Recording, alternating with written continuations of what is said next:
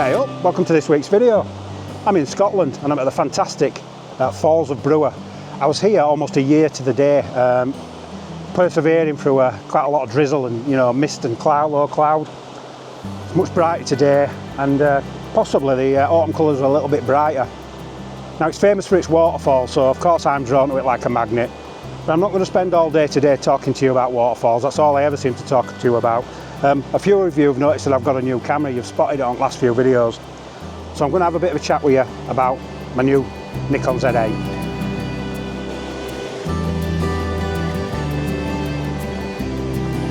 So about 18 months ago, I did a little video where I said I'd absolutely love to own a Nikon Z8. And I tried to justify it, and the conclusion I came to was I just couldn't, the incremental step change between my old Nikon Z7 and the Z8 just wasn't big enough for me to be able to justify that expense. So what's changed, or am I just being a hypocrite? Well, two things changed. Firstly, I came into a little bit of money and it was absolutely burning a hole in my pocket. And yeah, I had a word with the boss, otherwise known as the missus, and she basically said, that money's yours, spend it on something you love, spend it on your hobby. Well, that's photography, so it had to go on a camera, I think. And then I started looking back at those specs, and there were a few of the specs that, to be honest, they just sold it for me. So let me just talk to you about those things that made the difference for me. Now there's plenty of reviews online and there's plenty of people who are far more technically minded than me that will give you a full rundown of the specs. So I'm just going to talk about the few things that make all the difference for me as a landscape photographer. The first one is the sensor shield. So the moment you turn the power off, the sensor shield just shuts down. You remove the lens, you've just got less chance of getting any dust on that sensor. Now I don't know if it was just me, but my Z7, we're a dust magnet. I seem to be constantly having to clean that sensor. So that's a massive change for me. Something else, the fact that it's just got this better autofocus. Now, it's not really needed for landscape, but if I dip my toe into any wildlife, it's going to be an absolute boon. In fact, over in summer, I put it through its paces over an Anglesey, and I managed to take some images of these little critters that I'll put on screen now. And yeah, it absolutely excelled. The animal eye detection were absolutely superb, and it just absolutely nailed in.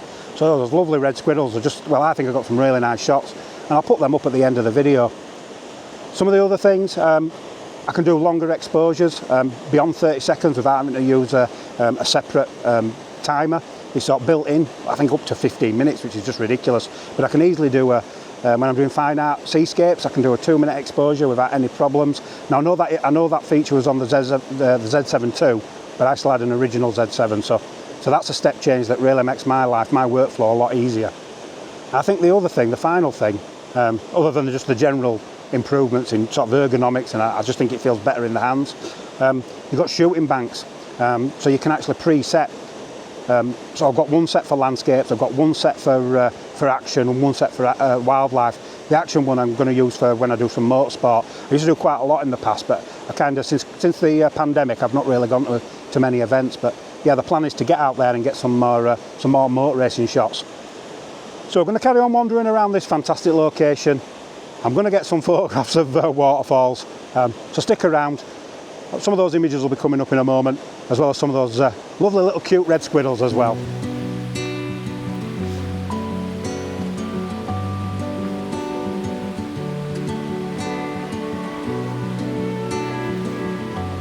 I'm just going to quickly zoom in on the back of the screen on the LCD. So I just remembered a couple of other great features. Here comes that magic finger again. So yeah, you'll see I've got the spirit level and the histogram. So you can have a custom display, you can set it up how you want it.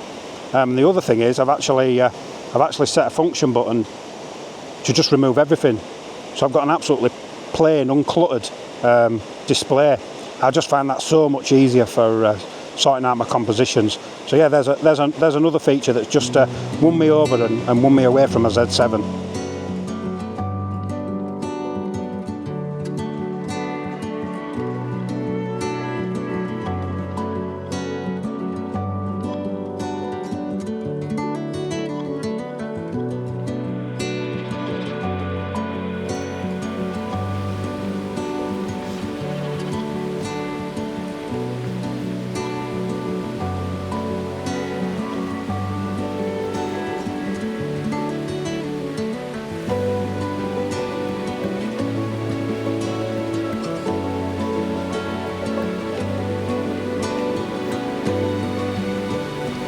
Wow, what a place this is. As always, it's me with Waterfalls, but I'm not going to bore you with all my normal settings. But what I have noticed is in the plunge pool, got some lovely swirling bubbles, and it literally, they're moving around almost like a clock, you know, almost like 1 degree every second. So I've set a 60-second exposure going with a 6-stop ND on, and hopefully we'll get those lovely swirly whirlies. So I'm hoping this image has worked, and if it has, as always, here it comes now.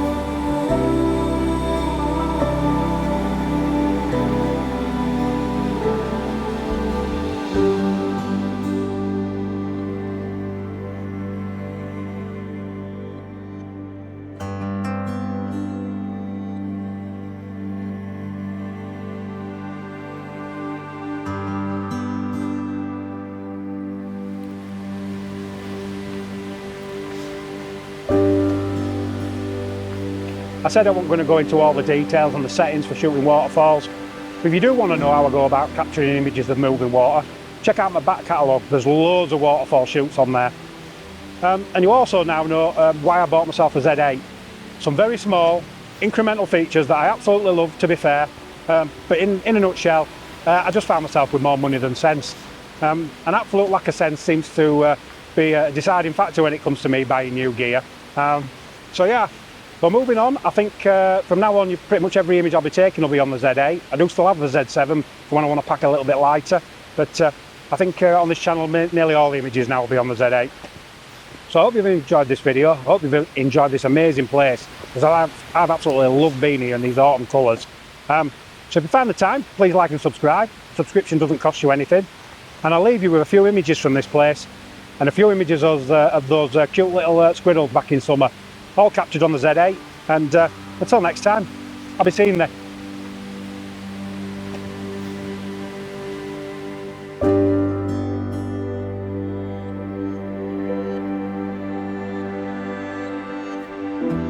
So just before this video ends, and while you're enjoying these squirrel images, as I was editing the video, I remembered there were a couple of other things that I forgot to talk about, sort of on location.